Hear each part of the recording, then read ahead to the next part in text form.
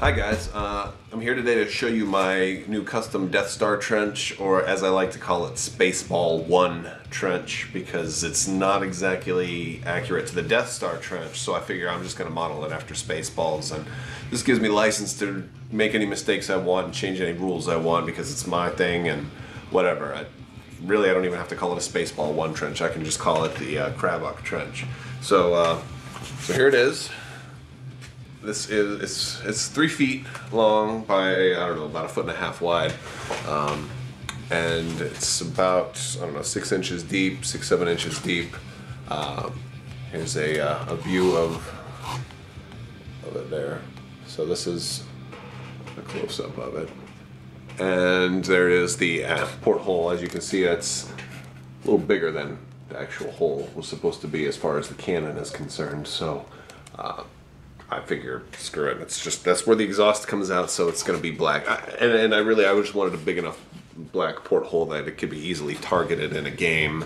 That measuring range to it wouldn't be difficult. It'd be, you know, pretty easy to figure out where it is, and pretty easy to, you know, get it, check your range with it. So yeah, no, these wings on the side are designed to where you can rest it. See. In between 2 tables. So I'm going to show you how we do that and how it looks. Alright, so here's my, I pulled my 2 tables apart, and this thing just kind of sits down in between nicely. And then you can get the view of flying through.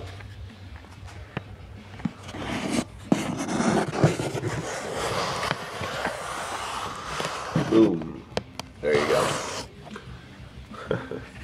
Alright, and so, yeah, so that's basically how it works. Now, fortunately, I have a mat that is in half, so it makes it real easy, because I mean, my custom play mat here that I got from, this is one of those liners that you use to line shelves, and I just measured it and cut it in half, because it was in this big skinny long roll, and I made 2 pieces out of it, and it works perfectly for this because I could just pull it in half, and there you go. So now you have a slightly larger than normal game surface with the trench in the middle.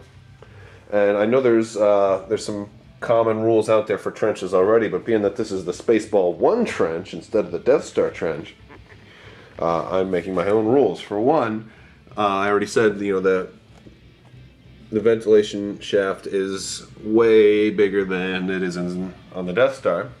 For 2, there's no turbolasers. I just think they kind of add an unnecessary amount of complication to the game. The biggest change that I'm going to make is I'm going to require an advanced proton torpedo to blow this thing up, and you have to roll at least 1 crit. I might make it 2 crits. I'm going to play test it with 1 crit. If it's too easy, because I want it to be basically realistic that the rebels can make it in here. If they make it down to the edge, they take a shot, and they may miss, and they may have to come around again. So I want it to be about a 50-50 shot whether they're going to be able to make it or not. And so I'll play test it a little bit, see how hard it is to get in here. Another thing that I'm going to probably need to do is get some plexiglass, or, you know, something to go over the top, so that ships can fly over the top and be able to, like, if you're here and he does a 2 forward, I don't want him to necessarily have to go in. Basically, I'm saying you can only enter from within range 1 of the back, and you have to enter normally, and it's going to consume your action to enter the trench, so you don't get an action when you enter. If you have a stress token or enter via a red maneuver, then you automatically get 1 damage. So that can apply to shields, but basically, you know, it takes a little bit of maneuvering to get in here, so that takes up your action, and but you don't get realigned automatically. So when you come in, you need to be doing like a 3 bank, and that might put you right there. So then you're still going to have to straighten out. I think, and I'll have the Rebel Star on one side, the Imperial Star on the other side, and I'm not going to restrict anything. I will even allow big ships in. So I'm going to give you guys another setup to see what it would look like with some big ships in there. So here we got some large ships in there. We've got a Falcon in there, and because of the, the size that I made it, you could even fit 2 large ships side by side. Now, granted, that'd be extremely tight. So I would never recommend doing that, but it is possible. It is definitely possible. I could even see, there's strategies. The more I think about this, the more strategies come out, because I could see an Imperial player putting 2 Lambdas in here, running the zero maneuver, and then just blocking the tunnel.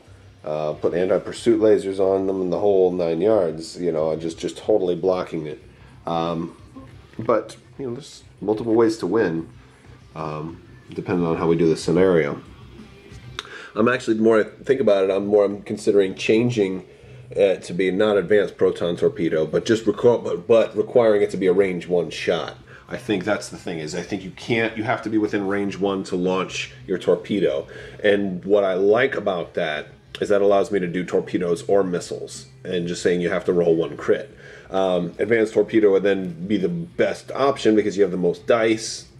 And I think I'm going to say you have to actually naturally roll 1 crit. It can't be modified. So proton torpedo, can give you a crit from a focus, and I don't know if I'm going to count that, because that's cheating. Well, not cheating, but I mean, it takes away, there's a lot less chance, because then a proton torpedo would actually be a better option than an advanced proton. And I want the advanced proton to be the better option. But it also lets us do missiles, so we can even do a role reversal here and allow the Imperials to make a attack run on the Spaceball 1, and let the Imperials do it, and that would totally change like the dynamic of the trench run, because imagine, oh my gosh, imagine, I don't even have any bombers out right now, but I'm going to do it anyway. So let's say we've got Darth Vader and Boba Fett, even though that's Crassus Trellix, don't pay any attention to that. Alright, so we got Darth Vader and Boba Fett coming in here, and then I've got, our rebels saying, hey, this is the new order. We're rebels are in charge now in this mirror universe. And we're going to track you down, and and for the record, no K-turns. While in the trench, no K-turns. I'm just saying it's too restrictive. You don't have enough three-dimensional space to turn around, so I'm just not allowing K-turns in the trench at all. But let's say dude drops a bomb. He drops a proximity bomb. And now all of a sudden the rebels have to deal with that, and they're like, no, we didn't want to do that. So it's like, I don't know. That could be awesome. That would make TIE Advanced a lot more viable, because they're, well, no, bombers would be better. Well, I don't know. TIE Advanced have a little more potential survivability coming down. I think a TIE Advanced has a better shot of making it down here with his ordnance than a bomber does. Better agility, shields. It wouldn't it stink to get like that close, and then you get hit with a crit that makes you lose your secondary weapon. Boom. So I don't know, but I'm definitely gonna make it a range 1 shot and a natural crit to for victory. So that I'm playing around with some ideas. I don't know if I want to allow anybody to enter down here. That might. I'll probably allow it for play testing, but I figure that's going to probably be one rule that gets changed pretty quickly, because I could see it totally screwing with the dynamic if the Imperials just want to enter in here and say no, no, no. But I kind of like it changing the dynamic, because this is like a game where you can do what you want. I'm not trying to play the movie. I'm not trying to just do exactly what happened in the movies. So I like to be able to just change it up. I mean, hell, let's put this guy in here. The first transport is in the trench. The first transport is blocking the bounty hunter. See, I don't know, that could be...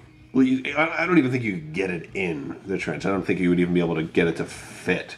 Because if I'm saying, basically, you've got to have a maneuver that puts you totally over the border, and you like that, and then to sink down, you know, you declare that you're entering the trench, so that's cost you your action or cost you a damage. Well, the transport's going to be covering the length of this thing. Yeah, he wouldn't even be able to get in. So I don't have to worry about making a special rule for them. They just physically can't get in. Even though if I lined them up perfectly, they could. But I'll just say that they can't get in. Okay. And if you bump into a wall, like roll for 1 damage if it's a slight angle, roll for 2 damage if it's a bigger angle, and instant death if you crash into a wall. And that includes after you make your shot if you fly off. So it'll be fun. I want to play test it. Anybody in Orlando, hit me up. You can come over here and play test it. All right. Let me know what you think.